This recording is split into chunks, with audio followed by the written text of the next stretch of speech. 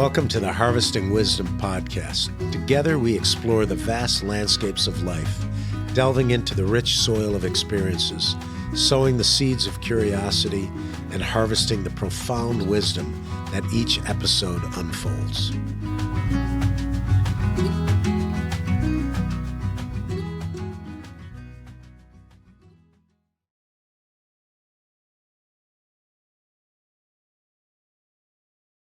Of Harvesting Wisdom. I'm your host, Mike McMahon. I'm here in Park City, Utah for the last Sundance Festival after a couple of decades.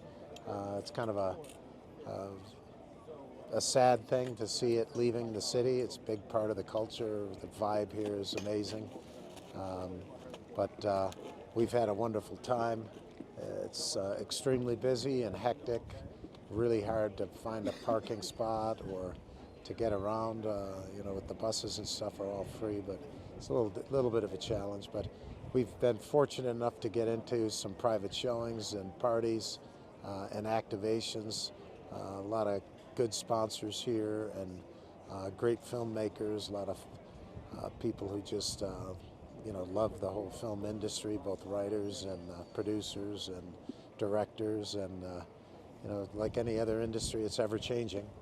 So there's a few reasons to put on a film festival. And for us, because we are obviously in tune with the environment, with the work we do in agriculture and in soils, and the idea of us traveling the world and looking at different environmental events and weather events, climatic events, we're kind of in tune or in touch with what's happening in a worldwide basis. We have that. That's a big part of why we do we're doing the Phoenix Skyfire, not Phoenix, Tempe, Mesa, the Arizona Skyfire Film Festival, Environmental Film Festival. It's to show people, give awareness. But our nonprofit is also education-based, so we're very much in touch with trying to bring students in. A lot of our sponsors and benefactors are buying student tickets, high school and college-level students that might not be able to afford the festival, but we want to try to get youth involved with what we're doing. In fact, we have filmmakers, a lot of young filmmakers worldwide that are aspiring to be filmmakers that have worked really hard on creating shorts for our festival. We've been podcasting with them, but the environment is the primary reason really for me. But you could say that just as important is civic pride. We're bringing together 3 cities. I don't know if that's been done. We think we'll be in certainly the top 10 events that will happen in Arizona. It can be recurring, and we certainly hope it will be, and ever expanding throughout Arizona. But this trip that we've made here to Sundance has been, one of the big U.S. film festivals, and it's really been a work in progress, but it's been a success story. And coming here, you can really feel the vibe. Park City really could be called Sundance because everything and everyone here that descend here for 10 days are involved with this. And the locals, the economy it's great for the economy and that kind of thing. But what does it take to actually do something like that for business leaders, for individuals in a city, for public officials? What does it take to come together? And it brings about some memories of books that I've read. On one of them was Devil in the White City, and it talked about Chicago in, I think it was 1894. And this is now the industrial age, but it's before electricity. So the streets were lit by kerosene lamps, which had a light glow compared to our illumination today. But it also, produced soot. the largest cattle yards in the country, the stockyards in the country were in Chicago. So imagine the smell that that produced. It was right in the train stations. They had the biggest central train station in the country, moving grains and cattle into the eastern seaboard. So at that time, they were also, for heating buildings, they were using coal. So think about the energy source for that. All the buildings were covered in like a soot, black soot as well. So not exactly the most glamorous place on earth, but the city, people who lived in the city were proud of what they had and what they've accomplished. And so they wanted to show the world, and they entered the World's Fair competition, and they won, but they had to come together, which was amazing. So probably the best architecture in American history. The beginning of the skyscraper came out of this, with Louis B. Sullivan and a tremendous amount of architects. The Olmsted, which was our first great landscape architect, built over 200 some parks, city parks, including New York's Central Park, but he built a park around this event. The buildings were skeleton in nature, so they were the largest buildings ever at the time, probably 10 stories. But they didn't have the money or the resources to finish the buildings on the outside, so they more or less put a canvas up and sprayed hemp. Didn't have time to paint or create paint, so the hemp was, from a distance, looked white, but it was kind of a dirty white or a colored white. But they were looking for a way to light the whole thing up. The debate between DC and AC electricity, and Edison won out, and so we ended up with AC electricity, and that's what powers all the cities in the world today. But this was the first city that was lit up, so that's where Devil in the White City comes from.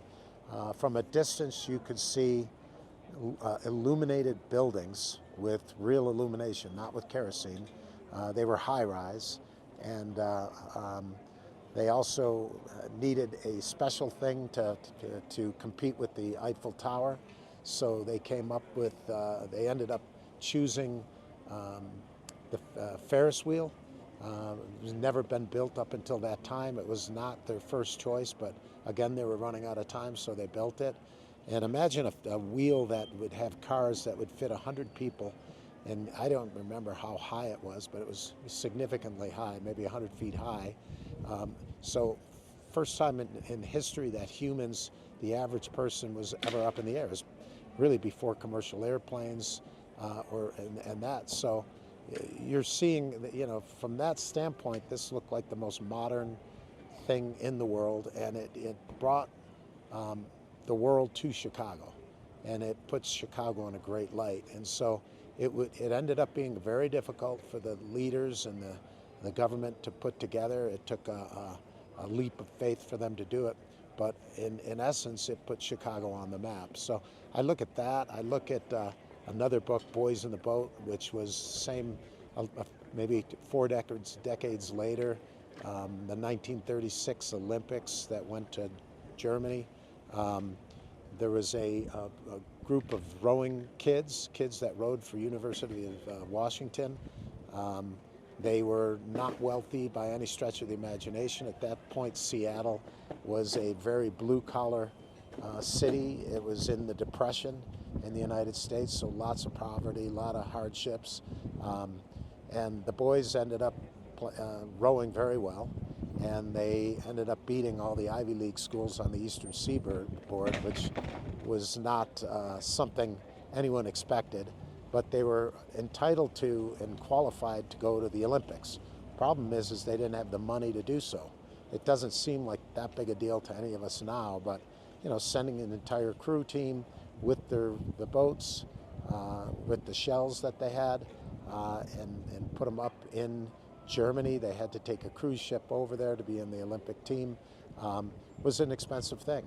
But again, the city leaders, the city came together, and at every level they scrapped together to put these kids into that cruise ship to go to the Olympics. And they then were racing against the much favored German team, and they ended up winning the gold and beating the German team right in front of Adolf Hitler. One of the things that upset him greatly, I think, from the Olympics was seeing that happen. But again, this is something that Civic Pride produced. It put, again, Seattle on the map. So when we look at that, we understand the concept. And flash forward to today, I just went to hear Michael Crow at ASU, the visionary that's really put ASU on the map.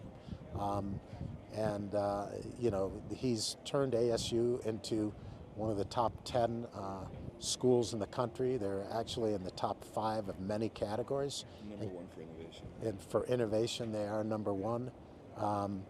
But he showed how connected they were with the community. He showed a map of hundreds and hundreds of companies that are involved with technology, and it's changing and transforming Arizona. Arizona in the past didn't have the strongest base industry. We were the 5 C's, cattle and citrus and cotton and copper and climate. And today we still have copper, and we still have the climate with a lot of visitors for tourism. But now we have technology with the big microchip facilities that are being built and all the support behind it.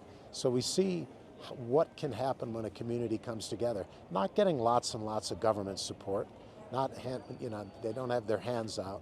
They're actually building something as a group and as a team.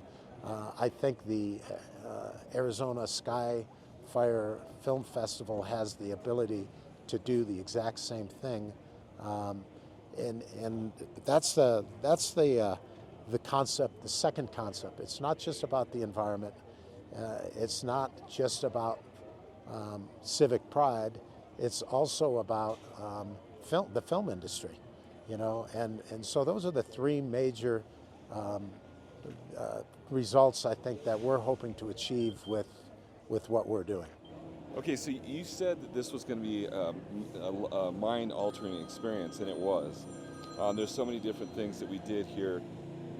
One of the things that I was really amazed with was there really is, through the activations, a really independent way for each company to engage the community, because they really were, these activations, it was open to the public, but more than that, so they could talk about not Sundance or really even the movies, but who they were as a company, but they were also able to bring VIP guests to these activations. So talk to me about some of your favorite activations here at Sundance. Well, I've been coming to Sundance for the better part of 20 years, so I'm kind of familiar, and I told you, you need to come with me to see this, to understand or experience. It's not, even though this is really about filmmakers and making and writers and directors and actors, that's the primary thing. It's really about community, and it's about that civic pride we talked about. But the idea of what you call activations is that not everything is in the big theaters. We have the big Mix Center in Tempe and Arizona Science. The biggest screens in Arizona are part of what we're doing right now. But we now have some smaller venues too that will be doing private screenings. Some of them are just trailers for documentaries that are still looking for funding. So hopefully we have people coming that are finance people that want to be behind it, right? Sure. And these activations though are smaller in scale generally. They're pop-ups usually put together by corporations that want to bring their client base out there. They want to show the community that they're supporting the community, they're supporting the entire effort. So we've seen, the Chase Sapphire card. Acura. We've seen Acura, Honda. They put an entire pop-up building in. We went to the Rockefeller Foundation event with the private screening at 2050, Food 2050, amazing. And they're quaint, they're private, and they're kind of special. You know, we went in and they had, you know, a small musical guests there. They had really incredible food. For if you're a foodie, it wasn't junk food, right? Yeah. There's liquor and wine companies that would sponsor or be part of that sponsorship, and then you'd get the screening, and then we've done lots and lots of panel discussions. We've listened to a lot of them with really amazing people, right? Well, and the important thing is you're in there with 100 people, and we went to the Kentucky Film Association one. Right. We met 3 or 4 different documentarians. We met the person in charge, so you have access, and then you get that different perspective or point of view. Sure, you can have, and you know, there's enough movies that if you're a sponsor, you can pick a movie that resonates with what you're doing. Absolutely. Whether it's education or community, or if it's farming or whatever it may be. It can be something short, something is 10 minutes long. We've got some that are 5 minutes long. It can be student-led. So it really depends on what you're looking to do. But what it really is if you visualize these private events, you know, it's all about exclusivity, inviting your clients to come and for one evening have this event that usually goes about 2 hours. You know, you have a variety of panel discussions and people mingling and talking. And it's just a great way to get your brand out there on something that's super positive and community driven. And whether it's the public or whether it's the client base that you have, the interesting thing too is we've in just 3 short days have had a huge diversity of climate and environmental or just topics that we were able to see. And you know, honestly, that to me was just incredible to see. So you might see a short film from some students from Turkey. You might see a short film from a student from Ireland, or a major premiere. A major premiere, and we plan on having 3 premieres. So we have a premiere on Sunday, and we don't want to let the cat out of the bag for a Friday, Saturday. But we're also getting great local artists that have a tie to Kentucky and Arizona, like Peter Bick, who's a documentarian from Arizona State University, and other well-known documentarians. So it gives you access to people that you wouldn't normally be in the room with. Yeah, you're seeing a completely different world, and these are the people that are chronicling stories. That's what it's really about worldwide. And you and I do these podcasts in, you know, Africa and South America, North America, Europe, Asia, and we see some common issues, but we also see common solutions. Right. You know, that are okay. This is not politically motivated. This particular solution or that solution isn't going to threaten or jeopardize anybody's business model. They're just better ways of doing things, right? And so I think by bringing these films, you're telling those stories, you're creating awareness, you're also creating that next level down, which is that consideration level, yeah, and that interest level. And ultimately, that's where change starts. It's, well, you know, you bring up it's a a good change point. of heart. You're an avid reader. You probably read at least 1 book a week. We've come here and we've seen several different film movies, and ours is, we've had 180 different film festival movies being submitted. How often can you go and hear or see 20, 30 different stories that are unique, that are from all over the world, that are looking to solve challenges to a specific problem?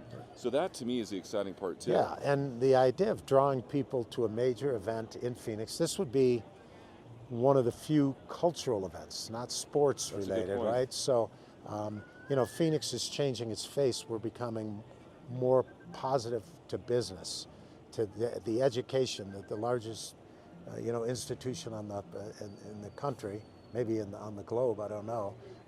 But it's not just ASU. There's U of A, NAU. There's GCU, Grand Canyon yeah. University. There's so for people to come into our city and see what we're really like, see that we are pro-business, but we're also pro-environment, right? We're pro-community.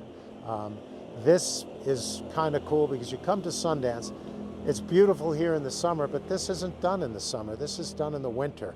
It's an extreme for a lot of people, and it's been very cold this weekend. I've been here before where it snowed 2 or 3 feet while we were here and so it's a completely different experience. Okay, so that's a great point. I think it's intentional because they're supporting the ski industry. So that Sundance gets about 120,000 visitors, and coincidentally enough, it drives business to their Well, not just that, here. but people fall in love with the place and buy absolutely. homes here. Right. And they go out to dinners, and there's a million art shops here. Well, we have all that in Phoenix as well. And it's the best time of year for yeah. us. You can go, for our time of the year, it's perfect weather usually. Yeah. It could be warm, but cool at night, or it could be a little chilly, but definitely you're not shoveling snow, and you're not, experiencing a flood or a tornado or anything like that. And in Phoenix, there's all of our museums. There's the art galleries. There's Tempe Town Lake, where you can go and get exercise. There's hiking on South Mountain. There's a lot of things. Great museums and points of interest. And so it's a great way to showcase the 3 cities that are involved right now. And our goal is to have it in the entire state of Arizona, in each city, each major city: Yuma, Tucson, Scottsdale, Chandler, Flagstaff. So I think we're underway in getting it done, and I just think that the vibe is going to be super positive, just like it is here. So we're getting ready to share the podcast with James from Ireland. He's talking about his project this week, so stay tuned to other podcasts coming up with our student films from around the world. You have any closing thoughts? Yeah, if you have an interest, and I think that it is a matter of civic pride, and it's not just that, it's a way of giving back. The story of Woody Hayes, when his team was having a major game, and the winner of that game was going to go to the national championship. So they flew out of town, won that game, and then they flew back. But the interesting part was the fact that the supporters from the school, the alumni, bought all the women who were on this trip, this out-of-town game trip. They bought them all, a dozen roses. When they got back off the plane, they started handing them out to the women, and Woody Hayes grabbed all the flowers and put them in his car. No one even knew why. He didn't explain it to anybody. He just took them. People might have been curious, but what it was is that Woody Hayes was then spent the rest of the night going into hospitals and handing terminally ill patients these roses. And it was part of what he coached. So what he coached and what he believed, he lived. And that is the concept of paying forward. All of us who've been in Phoenix we're fortunate. The city of Phoenix, I was able to build my businesses, raise my children there. But how do you pay back the 3rd grade teacher that helped you or motivated you? How do you pay back the first person who mentored you when you started business? At my age, a lot of those people aren't even here anymore, right? So the concept of payback, or they call it paying forward, which is what Woody Hayes practiced, is what we can all do in the city of Phoenix. We live there, we enjoy the weather, whether you play golf or you've run your business or raised your family here. This is, again, a way to make the city better. We all want to sit back and complain about, different elements of, crime or whatever it may be, the temperature in the summer, which we all know is going to be warm. But this is something you can do that's a positive thing that helps the community. It's our time to shine, and right? This is it right here. And I think this event can be, one of the leading events for our city. And I think it puts us on the map for people who are looking for that sophistication, because this ties in with the arts. Down in the future, hopefully there's a music festival that goes along with this, and culinary experiences, so that people see Phoenix the way Michael Crow sees Phoenix, as the innovator, as the #1 state in the country for innovation, and it's a state. He believes that this timing is perfect. This year's the 250th anniversary of our country, and the concept of democracy, and the idea that democracy is a work in progress, and it's something we have to participate in. We can't sit back and let other people be the only ones who are involved with the future of this country, right? So I think this is a major event, and I hope other people see it that way too. And I'm really looking forward to what we can do.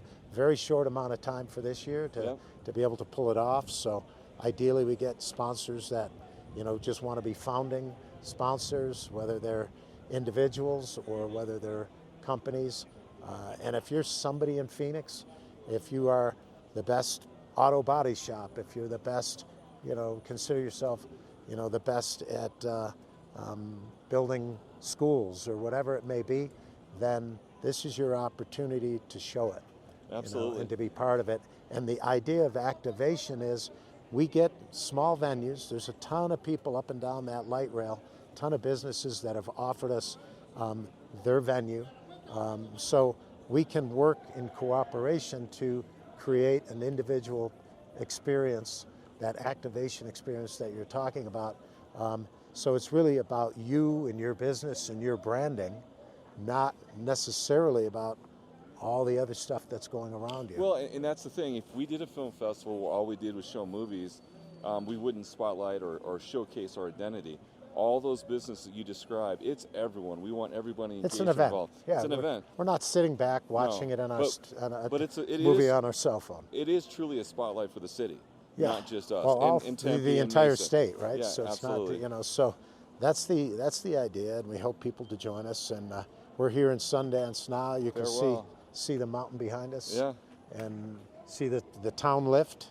It'd be nice to get a little more snow here, but usually a slow beginning means a strong finish. So hopefully that's the case here, and it's been a great experience. The vibe is electric. Oh, it's incredible. That's what we want in Arizona when we pull ours off as well. Goodbye from Sundance.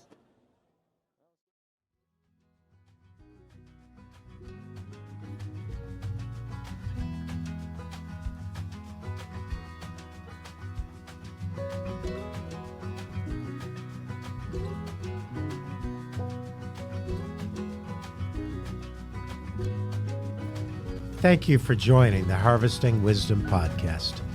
Click subscribe and like for ongoing insightful conversations. Explore our webpage for show notes and additional resources. Visit our guests' webpage for deeper insights. Your engagement is the foundation of our journey, and until next time, keep pursuing wisdom.